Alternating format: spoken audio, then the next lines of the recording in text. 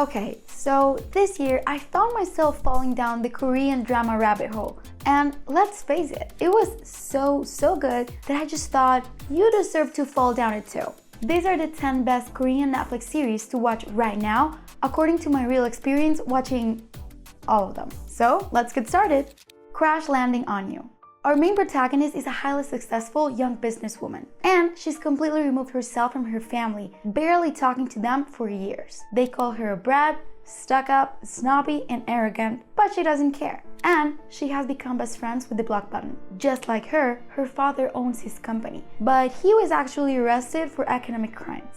But now, he's finally been released on probation and has decided to step down from his company, prompting the big question: who will be his successor? He has quite a few kids aside from our main gal, but unlike her, they've remained close. But with strings attached, they all know they're competing for their father's role. When he gets out of jail, he calls a family dinner the same day to make the announcement. He insists that our main protagonist comes, and she does, but just for a few minutes to see what he wants from her.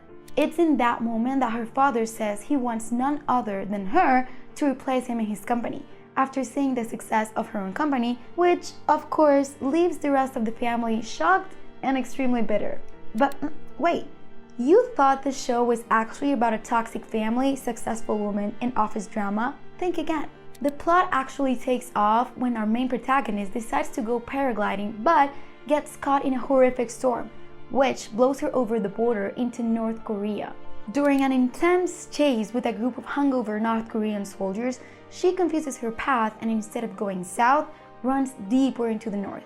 Fortunately, she crosses paths with a cold demeanor but merciful North Korean army captain who hides and protects her. But what happens when you start catching feelings for someone who's supposed to be your country's enemy? Our new couple make the journey to get her back to South Korea with the help of a few of his loyal military comrades. And our main protagonist faces the harsh reality of what life is really like for North Koreans. But through the hardships, they can't help but fall for each other. And when the feelings are too strong for them to deny, their lives depend on their ability to hide them. Hospital Playlist. This medical meets slice of life drama follows the lives of 5 doctors at UJ Medical Center. Think Korean Grey's Anatomy. The first one specializes in liver transplants. He's a general surgery assistant professor, and outside of the hospital, the drama explores his life as a single father to his son.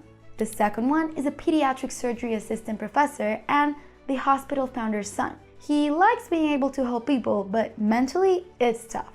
So, he decides to become a priest after seeing so many people suffer. The third one is an associate professor and the head of the cardiothoracic department.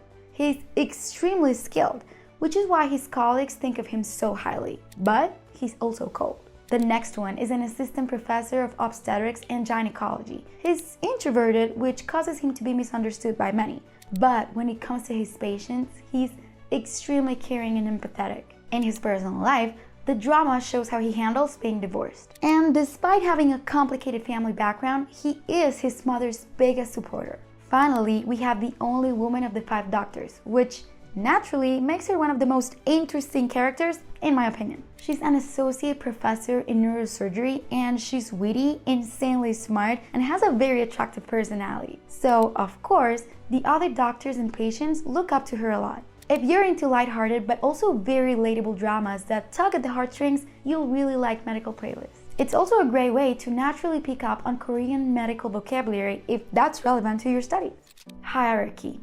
This is the most prestigious school in Korea, and only rich kids get in there, except for the few scholarship students who are smart enough to pass an exam and get in. This year, that kid is our protagonist. He's smart, handsome, witty, and has a glowing personality, but the other students are rude to him for seemingly no reason. And he immediately gets a very strange feeling about this school. There are weird rules. He gets in trouble by the students for getting up to go to class before someone else. He also gets in trouble for asking 2 other students where he can go to change classes. Also for sitting on the wrong row of bleachers, and so on and so on.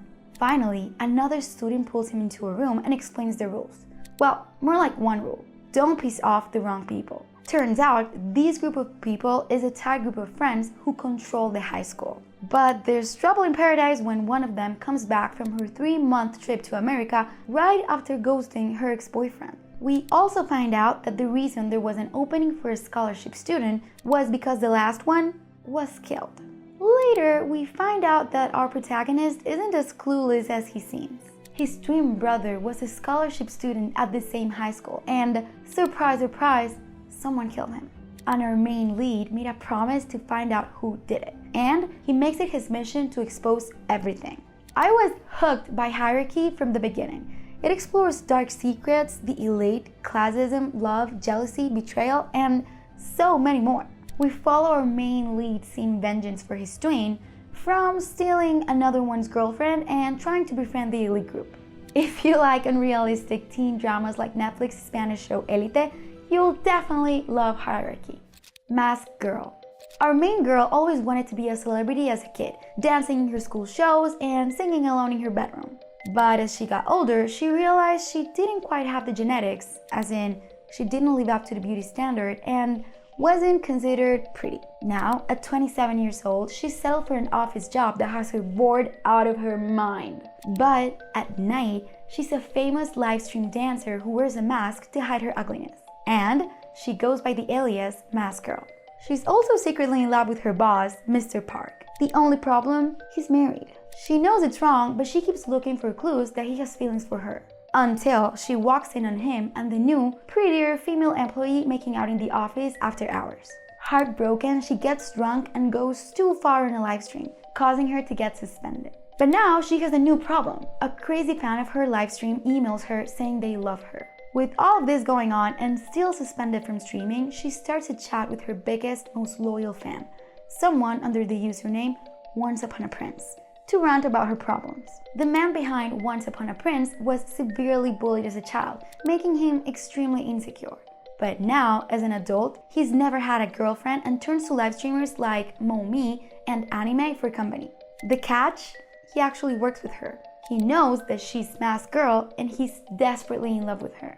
When he finds out that she's going to have a drink with another one of her online fans, he gets very jealous. He follows her, and when he sees her going to a motel with him, things escalate, which leads to him showing up at her house after requesting the address from HR at work the next day, the same day she quit. But something changed in her after the night at the motel, leading her to do something horrible. And she decides to completely redo her identity. This show takes us on the main protagonist's 10-year journey of questioning, hating, changing, and rediscovering her identity. It's a revenge story, following her as she evolves into a new version of herself, while also trying to escape her dark past. Bloodhounds. Our two main leads are very skilled up-and-coming boxers, and they are also rivals. But after one of them beats the other one in a championship, they develop a strong friendship outside of the ring. And suddenly, they find themselves teaming up to take down a loan shark, a moneylender who preys on poor people and suffering businesses. One of them lives with his single mom who struggles to pay rent each month. She's drowning in loans, but his victory at the rookie championship scores him enough money to help her pay them back. The only problem? The year is 2020, and they're in the thick of the COVID-19 pandemic. This means that our boxer's next championship, and when he'll actually receive the money, is postponed. His mom owns a cafe, but because of said pandemic, it is struggling. But her luck seems to have turned around when she's approached by a man who offers to pay her loans for her. All she needs to do is sign a contract, which seems promising since they offer her a 5% interest rate instead of 7% like the bank offered. But in the midst of the adrenaline rush, what his mom doesn't realize is that she missed a clause that reveals an extreme catch. She has to pay back a huge amount within the next 24 hours. This leads to an intense boxing fight between him and the man's team. But after the leader sees how skilled he is, he actually asks him to come work for him. Of course, he refuses, which results in the boss carving a scar identical to his own in his face. After telling his boxer friend, they go to an army senior for help, who ends up finding them working as bodyguards for the man's granddaughter. This show kept me on the edge of my seat the whole time. Besides the exciting action and adventure, we also see how much the characters really care for each other and their families. Uncanny Counter. Uncanny Counter is an iconic mix of adventure, fantasy, action, and thriller. The show starts with a young family of 3 driving on a rainy night when the dad's detective co-worker calls him after what appeared to be getting stabbed, telling him to be careful and make sure he survives. A mysterious group of masked people begin to beat him up, and immediately after, we see the family's car get hit by an 18-wheeler truck.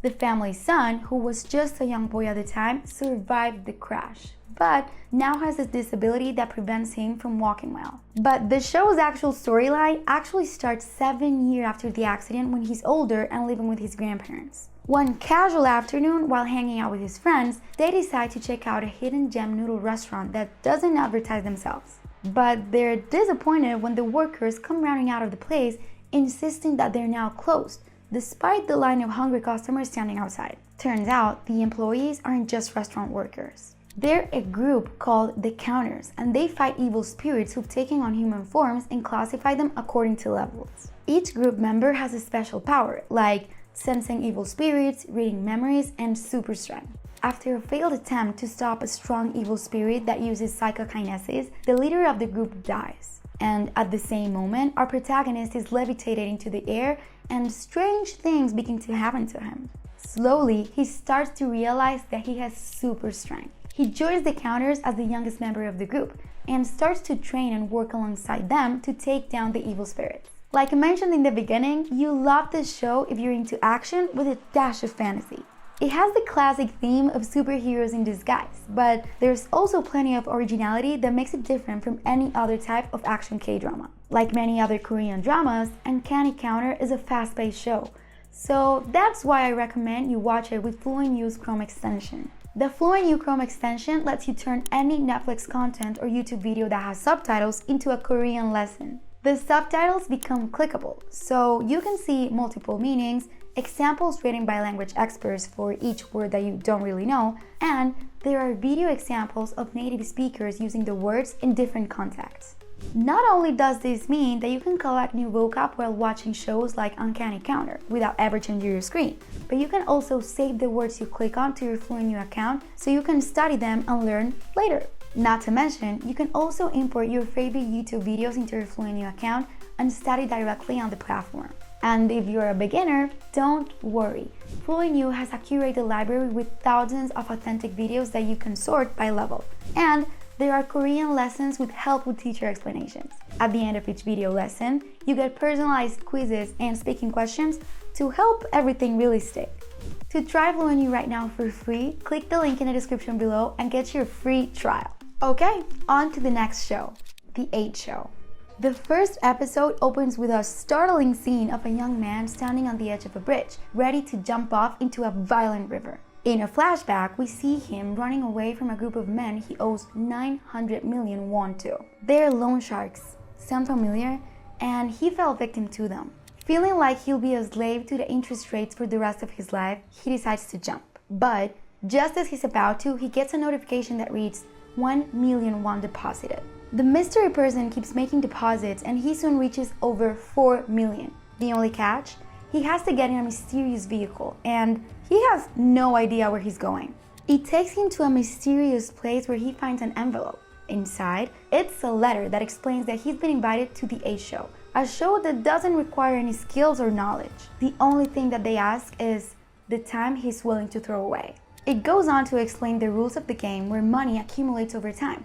And once the allotted time is over, or when one of the participants expires, the game ends. With nothing to lose, he was about to jump off a bridge, he accepts and decides to join the show. He's joined by 7 other people who are also in financial trouble, and they have to work together to figure out how they'll spend their time and money to get out with the most cash possible. If they survive for 100 days, they get to split 44.8 billion won. They make a ton of money per minute, but there's a catch. They can order anything they want over an intercom in the rooms or their common space. But everything costs 1,000 times more than the normal price. So they have to get very creative with the things they choose to buy. This show is very different from any other shows I've watched before, and it explores a lot of deep themes in a highly entertaining way. We get to see the best and darkest sides of capitalism, the goods and evils of money, what it can do to the human psyche, and so much more. Prison Playbook. Our main lead went from professional baseball player to prisoner. He saved his sister from being sexually assaulted and, enraged, badly injured her attacker. This led to him being tried for assault. Everyone thought he was going to get off on self-defense, but in a surprising twist, he gets sentenced to 1 year in prison. The drama follows his new life as a prisoner in a detention center. On his very first day, he meets his cellmates. They're a group of experienced prisoners, including jail boss named Professor Myung. And to make him part of the group, they perform a ritual on him to make him part of the Brotherhood. He has a calm, quiet, and shy demeanor on the outside, which causes his cellmates to mistake him for being easy to walk over. But just on his second night, he gets into a fight with one of them. Then an officer bribes him, saying that if he deposits 30 million won into his account, he won't send him to segregation. But he refuses, giving it to one of his cellmates whose mom can't pay for her life or death operation instead. There is one upside to all of this though. His high school best friend is a prison guard in the detention center where he's being held. I'll be honest, I thought this series might be a bit dark or even a hard watch at some points, given that it's about prison life. While there are some scenes that can be shocking to sensitive viewers, it's not that heavy at all. Kind of like Orange is the New Black. It truly is one of the most unique Korean dramas I've ever watched. It's not the usual corporate, slice of life, or romantic Korea we see in most shows. Instead, we follow as he's surrounded by all types of people, from his young cellmate who's in jail because he couldn't pay back the loan he took from his mom's surgery, to murderers, drug lords, and the lives of the prison guards who work there. Hotel de Luna. Where do spirits who die with unresolved issues go? Well, in this drama, they go to a hotel. Deep in the heart of Seoul, there's a hotel that humans can't see. Only ghosts. It's where spirits go to resolve the issues they left unfinished in their human life so that they can transform peacefully into the afterlife. The drama explores the spirit guests' journeys to make peace with their past, find forgiveness and redemption, and get closure. The hotel staff are also spirits, and we get an inside look into their experiences too. For example, we have the owner of the hotel, but she's lonely and has a lot of emotional baggage. In her human life, she committed a big sin. So when she died, she was cursed to run the hotel for a millennium as punishment. The only problem is she cannot remember what she did. And the only way she can break the curse and leave her position at the hotel is if she can find someone who's committed a sin worse than hers. The only human staff member is a man who wasn't the type of person to believe in ghosts because he's very logical. But he ends up becoming the general manager after his father makes a deal with the hotel's owner. At first, the relationship is complicated. They're annoyed at each other and don't really get along. But as the plot develops, they end up falling in love. But the problem with falling in love with a human and the general manager of the spirit hotel is that he is in charge of sending spirits to the afterlife, which means eventually he'll have to send her too. I really loved watching this series. It's different from so many other dramas out there, and the complicated relationship between all the spirits kept me hooked. There's jealousy, sadness, happiness, love, revenge, and forgiveness. And you're really constantly wondering what will happen next and how this relationship will work. Sweet Home. Maybe you do like the more heavy, gory, always on the edge of your seat type dramas. If so, Sweet Home will probably be your cup of tea. Our main protagonist decides to start a new life after a tragic family accident. He moves into a new apartment in a new city, but he keeps to himself and has no interest in other people. But immediately upon arriving, he notices that his apartment complex is very strange. It starts with him meeting his strange neighbors and then an encounter with a zombie-like woman who tries to get into his apartment one night. It doesn't take long for him to realize that he's moved to the epicenter of a zombie apocalypse where humans are preyed upon and then turn into monsters based on their innermost desires. All the emergency lights are occupied, police are dispatched everywhere, and he finds himself fighting these creatures with the help of his fellow residents on just his first night.